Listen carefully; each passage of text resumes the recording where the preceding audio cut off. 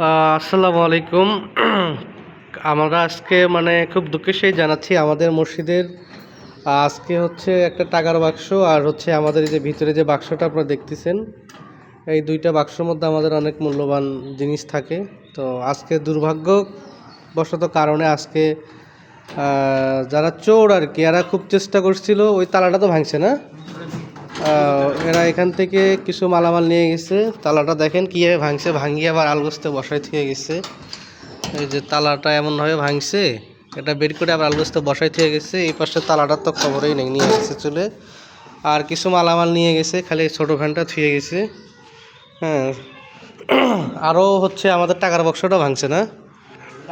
এবং এই যে আমাদের রাস্তার পাশে যে দান বাক্সটা ছিল, সেটাও ওরা হচ্ছে এই যে ভেঙে চুরে যে তালার যে অবস্থা ছিল, সে তালাটাও নাই এই মুহূর্তে, তালাটা নিয়ে গেছে। আর আমাদের ভিতরের অবস্থা নাই আর কি, একদমই ফাঁকা। এটা এরকম একটা ঘটনা ঘটলো, এটা নিয়ে আমাদের সাথে এরকম দ্বিতীয়বারের মতো একটা ঘটনা ঘটলো।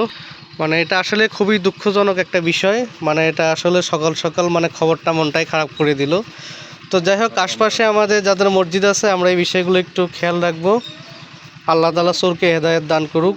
আর আমাদের ভিতরের একটা সমস্যা হওয়ার কারণটা হলো, এই যে আমাদের জানলার উপরে দেখেন আপনারা ফাঁকা যে জায়গাটা আছে, এই জায়গাটা আমাদের গ্রিল করা নাই, যার কারণে হয়তোবা উপর দিয়ে ভিতরে প্রবেশ করে ওরা আবার আমাদের যে দরজা আছে, দরজা দিয়ে বের করতে পারবে। হ্যাঁ, তো আসলে কি আর বলি, এরকম একটা অবস্থা। এখন আমাদের এই যে উপরিকার যে অংশগুলো আছে, এরকম 10টা অংশ আছে তার পাশে, এটা আমাদের গ্রিলগুলো কমপ্লিট করতে হয়তো বা 15-20 হাজার টাকা যাবে।